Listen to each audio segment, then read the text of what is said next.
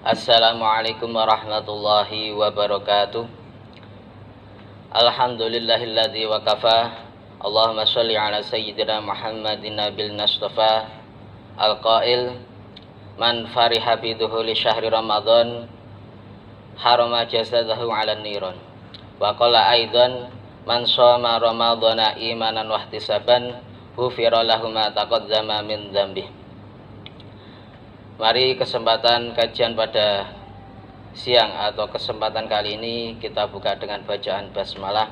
Bismillahirrahmanirrahim. Nabi pernah bersabda, "Kul amrin dzibalin la yubda'u fihi bi bismillahirrahmanirrahim fahuwa abtar au aqta." Segala perkara yang mempunyai nilai atau keberkahan di dalamnya, jika tidak disandarkan atau tidak didahului dengan bacaan bismillah atau tidak disandarkan kepada Allah, maka pahalanya atau keberkahannya akan berkurang atau malah akan terputus. Untuk itu mari mulai dari sekarang kita memulai apapun yang kita perbuat, apapun yang kita amalkan, sekiranya itu ada nilai keberkahan, ada nilai kebaikan di dalamnya, mari kita awali dengan bacaan bismillahirrahmanirrahim. Makna dari lafaz bismillahirrahmanirrahim itu taklik, artinya bergantung dengan perbuatan yang disandarkan kepadanya. Seperti kajian pada kesempatan kali ini, bismillahirrahmanirrahim bisa dimaknai dengan menyebut namamu ya Allah, kami memulai kajian ini. Jadi ketika disandarkan dengan amal seperti tindakan medis, bisa dimaknai bismillahirrahmanirrahim dengan menyebut namamu, aku memulai tindakan ini, aku memulai operasi ini, aku memulai penyerahan obat ini dan lain sebagainya, dengan harapan ketika perkara tersebut disandarkan kepada Allah akan mendapatkan keberkahan atau pertolongan dari Allah Subhanahu wa taala. Selanjutnya ada lafaz Ar-Rahmanir Rahim. Dalam bahasa Indonesia biasa diartikan dengan maha pengasih lagi maha penyayang, atau ada sebagian yang maha pemurah lagi maha penyayang. Apakah perbedaan dari Ar-Rahman dan Ar-Rahim? Ar-Rahman memiliki cangkupan yang luas. Ar-Rahman itu adalah rahmat Allah yang diturunkan kepada seluruh umat manusia, bahkan tidak hanya manusia, semua makhluk yang ada di bumi ini, yang ada di langit dan apapun yang tidak terlihat atau tampak oleh mata juga mendapatkan rahmat dari Allah. Mungkin saja virus yang baru menjadi pandemi di Indonesia atau virus corona juga mendapatkan rahmat dari Allah, sehingga bisa mendapatkan visa di berbagai negara, hampir 200 negara. Semoga keberkahan bulan Ramadan ini segera mencabut visa corona dari negara kita sehingga kita bisa beraktivitas kembali seperti semula. Amin amin ya rabbal alamin. Lantas rahmat apa yang diharapkan atau yang bisa kita rasakan? Rahmat yang terbesar dikaruniakan oleh Allah kepada seluruh makhluk di bumi ini, di seluruh alam ini adalah diturunkannya Nabi Muhammad sallallahu alaihi wasallam. Wa ma arsalnaka illa rahmatan lil alamin. Tidaklah kamu diutus kecuali menjadi rahmat untuk seluruh alam. Secara fisik Nabi itu sebagai makhluk yang sempurna.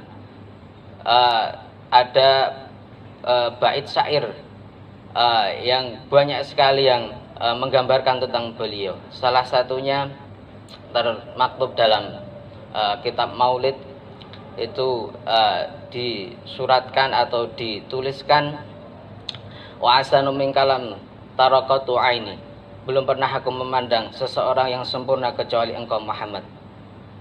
Wa ma ajmalu min kalam talitun nisa, belum pernah aku melihat seorang wanita yang melahirkan manusia yang lebih tampan daripada engkau. Khuliqta min kulli aibin, khuliqta mubarra'an min kulli aibin, engkau diciptakan tanpa celah. Ka'annaka qad khuliqta kama tasya, seakan-akan engkau diciptakan sesuai dengan kehendakmu. Begitulah syair itu menggambarkan bagaimana rupa Nabi kita, Nabi Muhammad sallallahu alaihi wasallam. Siapa yang tidak mengenal Nabi Muhammad? Seluruh dunia mengenalnya, meskipun tidak semua mengimaninya. Akan tetapi dari suri tauladannya, bahkan diterapkan oleh negara-negara maju seperti di Jepang, di Amerika dan lain sebagainya, tentang kebersihan, tentang kedisiplinan, itu semuanya dapat disarikan dari sari tauladan beliau. Dari mana kita mengenal Allah? Juga dari beliau. Bagaimana kita sholat, bagaimana kita puasa, bagaimana kita berkeluarga, bagaimana kita berinteraksi dengan makhluk sebagai makhluk sosial dengan manusia lain, dengan sesama dan lain sebagainya. Semua karena Nabi Muhammad Shallallahu Alaihi Wasallam. Kembali lagi ke sifat Ar-Rahman dari Allah tadi berkaitan dengan diturunkannya Nabi. Semuanya telah diberikan, nikmat, rezeki, bahkan ada yang diberikan rezeki atau rahmat yang melimpah. Akan tetapi tidak sedikit dari kita yang melalaikannya. Banyak yang lalai dengan dunia ini, lebih memilih kehidupan dunia. Dia terlalu tenggelam dalam kehidupan dunia sehingga melalaikan urusan akhirat atau melalaikan Allah Subhanahu wa taala. Sifat Ar-Rahman ini memang bersifat umum. Kalau ini dikatakan sebagai gaji PNS, memang ini seperti gaji PNS. Orang mau sholat tetap mendapatkan rahmat Allah. Orang tidak mau puasa tetap mendapatkan rahmat Allah. Sehingga di sini semuanya mendapatkan rahmat. Akan tetapi Allah itu memiliki sifat cemburu. Allah itu maha cemburu. Artinya apa? Dia tidak mau diduakan. Untuk itu ada sifat yang kedua, yaitu Ar-Rahim. Dialah maha yang merahmati bagi yang disayanginya. Siapa yang disayanginya? Banyak sekali yang di Al-Quran disebutkan. Alladzina amanu wa amilus sholihat. Orang-orang yang beriman dan beramal soleh, itu adalah orang-orang yang disayangi oleh Allah. Bagaimana mengetahui apakah dia disayangi atau tidak? Untuk itu kembali lagi, Allah itu maha cemburu. Dia tidak mau dirinya diduakan, tidak mau dianya dilalaikan. Untuk itu Allah ini memberikan aturan atau perintah, yaitu apa? Aqimus sholah, untuk mendirikan sholat. Perintah aqimus sholah itu adalah satu-satunya perintah yang disampaikan oleh Allah kepada Nabi Muhammad tanpa perantara, atau biasanya disebut dengan wahyu melalui malaikat Jibril. Ini tidak. Bahwasanya perintah sholat ini langsung diberikan oleh Allah karena sangat urgent atau priority, mungkin sangat-sangat situ, hingga harus disampaikan oleh Allah kepada Nabi Muhammad secara langsung. Hal ini yang menjadikan sholat itu menjadi pondasi agama atau pokok dari agama. As-sholatu imaduddin. Sholat itu adalah tiang agama. Wa awallu ma yuhasabu as-sholat. Dan perkara yang pertama kali dihisab atau dihitung amal kita adalah perkara sholat. Hal ini menunjukkan bahwasanya sholat itu sangat penting. Lalu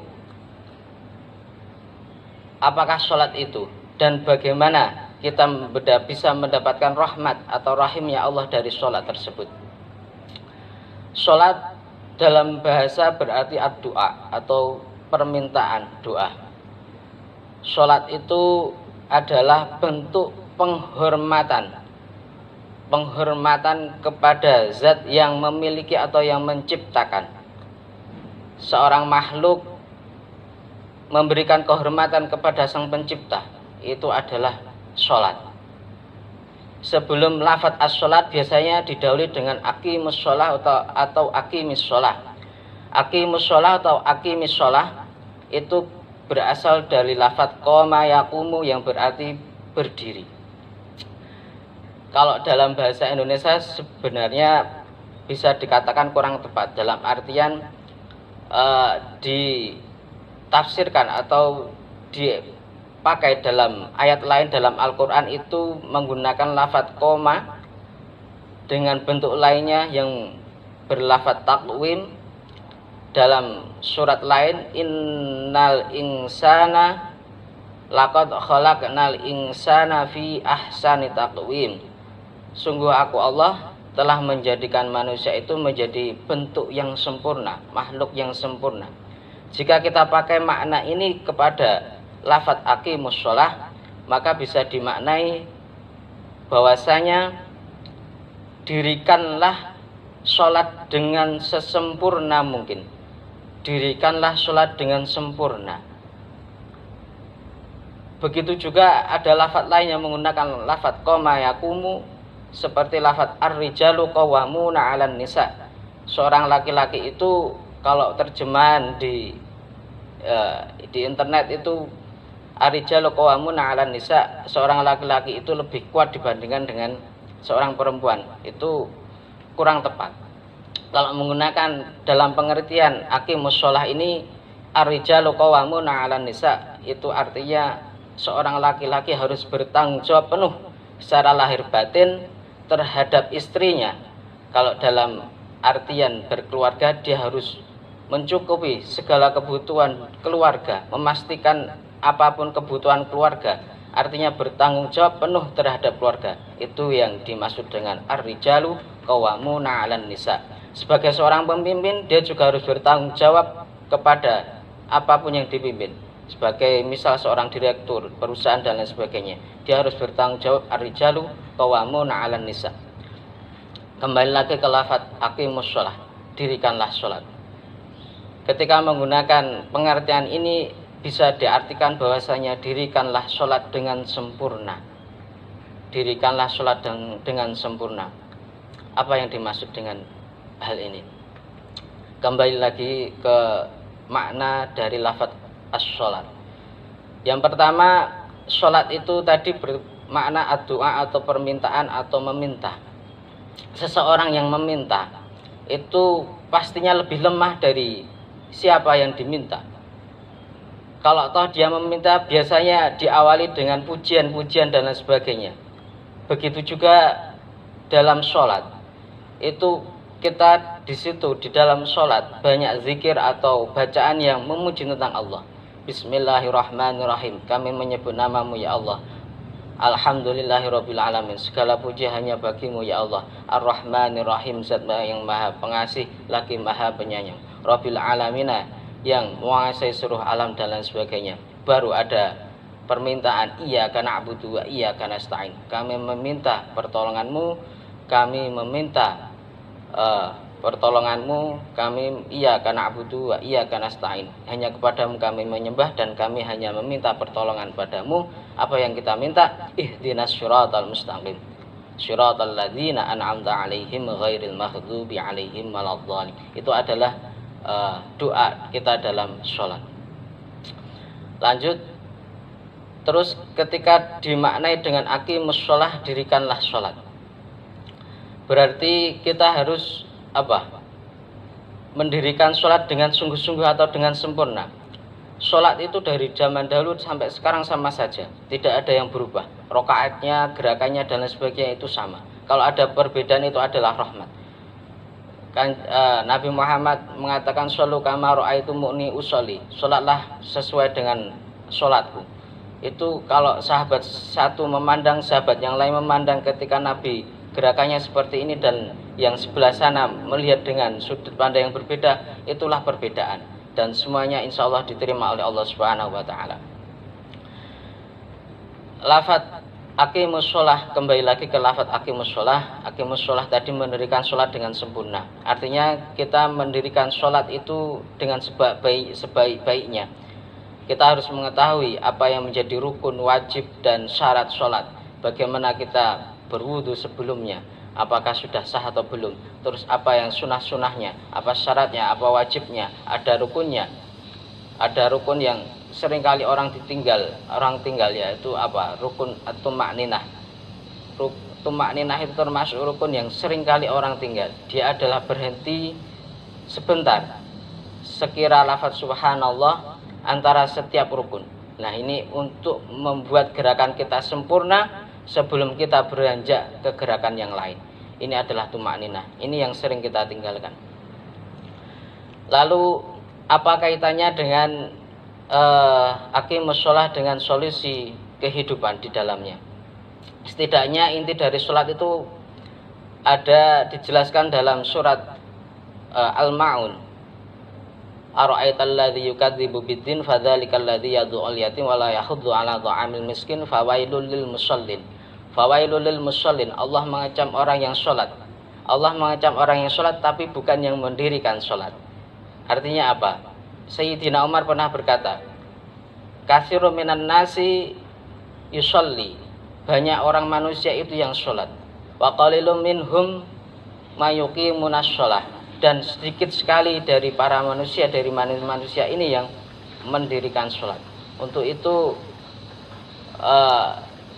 yang harus kita perhatikan bagaimana kita mendirikan sholat tadi adalah bagaimana kita mempersiapkan diri untuk memasuki, untuk beribadah berupa sholat tadi. Sholat tadi berarti adalah kita meminta, berdoa. Ketika orang meminta tadi diawali dengan pujian dan lain sebagainya. Dari lafadz fawailul lil musallin terus dilanjutkan dengan alladzina hum an sholatihim sahun. Banyak orang yang lalai dalam sholat. Ini bukan lalai dia sudah melakukan rakaat ini atau belum, kurang 2 atau 3, sudah membaca bacaan atau belum, bukan.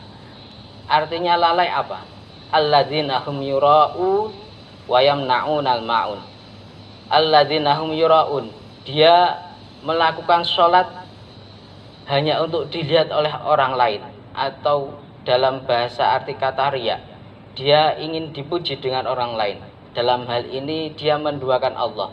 Dia memang melaksanakan mendirikan sholat tapi hatinya tidak hadir di dalam sholat tersebut, bakal memikirkan hal yang lain. Inilah yang dinamakan dengan lalai dengan sholat. Yang kedua, wayamna'unal ma'un, mencegah dari orang memberikan bantuan. Kalau kita lihat dari arti bahasa doa itu adalah meminta. Sekiranya Allah itu memberikan permintaan atau doa kita, mengabulkan doa kita, sewajarnya kita bisa memberikan ketika ada orang yang meminta bantuan kepada kita. Saya ulangi, sekiranya Allah itu wajar untuk memberikan permintaan atau doa kita, sewajarnya pula kita dengan senang hati memberikan bantuan kepada sesama yang membutuhkan. Wallahu fi aunil abdi ma damal abdu fi auni akhihi. Allah itu senantiasa menolong pada makhluknya, pada hambanya yang senantiasa mau menolong kepada sesamanya. Inilah yang dimaksud dengan solusi kehidupan. Artinya apa? Kita ingin mendapatkan solusi kehidupan. Solusi dalam arti kata bantuan. Bantuan tentunya dari Allah Subhanahu wa taala. Untuk mendapatkannya, kita juga harus menjadi orang yang berhak untuk mendapatkan bantuan tersebut. Yaitu tadi kita melakukan penghormatan, pemujaan kepada Allah. Sekiranya kita juga melakukan tindakan sosial, yaitu mau menolong terhadap sesama. Kalau ini kita bisa jalankan, bisa kita pahami, tentunya kita akan mendapatkan setiap solusi dari setiap permasalahan yang kita hadapi. Untuk itu marilah kita bersama-sama, marilah memperbaiki sholat kita. Tidak ada kata terlambat sebelum ajal menjemput. Artinya apa? Masih ada waktu untuk belajar. Mari kita memperbaiki sholat kita. Wa aqimus sholat, artinya mendirikan sholat dengan sebaik-baiknya. Kita belajar lagi apa yang menjadi syarat, apa yang menjadi rukun, apa yang menjadi syarat wajib dan lain sebagainya, apa yang menjadi sunnah-sunnahnya, apa yang membatalkannya. Baru kita memulai bagaimana kita menghadirkan Allah dalam hati kita. Kita meminta dengan sesungguhnya, disertai dengan berbuat baik kepada sesama. Insya Allah dengan demikian kita akan mendapatkan nikmat dari sholat, nikmat dari memberi, sehingga kita mendapatkan solusi dalam kehidupan kita. Mungkin itu yang bisa kami atau saya sampaikan. Mari kita tutup dengan sayyidul istighfar. Subhanakallahumma bihamdika asyhadu an la ilaha illa anta astaghfiruka wa atubu ilaik. Kita tutup dengan saya akhiri dengan bacaan salam. Wassalamualaikum warahmatullahi wabarakatuh.